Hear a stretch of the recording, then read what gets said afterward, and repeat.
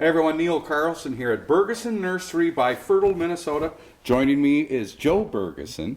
So spring is still a little over a week away. It's a little cold out there for anything to do outside.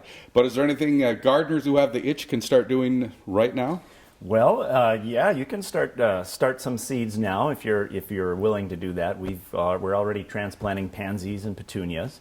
I would not encourage people to start things like tomatoes and their squash and things like that. It's a little bit early for that. They'll end up getting spindly inside. Okay. But a lot can be done with just a simple fluorescent shop light in the basement. And that's probably the best place to have your plants, right up under a shop light, so they get enough light so that they don't get spindly before spring comes. Okay. And also, coming up next month, you've got some free seminars if people want to learn more about all types of gardening issues. What are you going to be talking about? Well, we've got 4 topics. We start with growing fruit in the north, which is more and more popular nowadays. And a lot of people are interested in finding out what sorts of fruits will grow here. And we also talk about the ones that everybody wants to plant that they probably shouldn't because they're not as rewarding in this climate.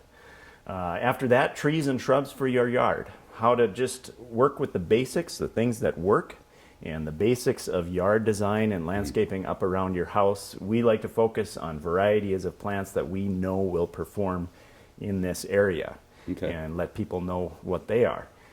After that, it's perennials, hardy perennials, and roses.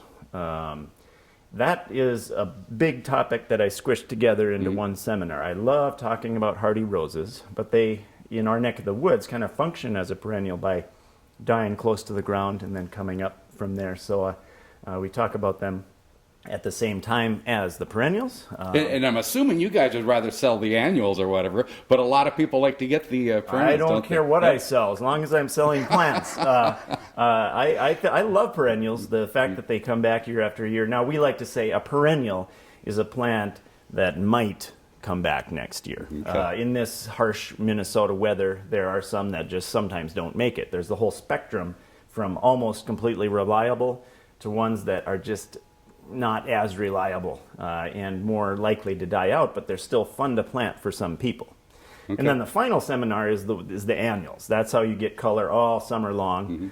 That's how you can rototill at the end of the season so you don't get quackgrass in the patch like you might with perennials. And so how to make your annuals flourish and the best ones to choose. All right.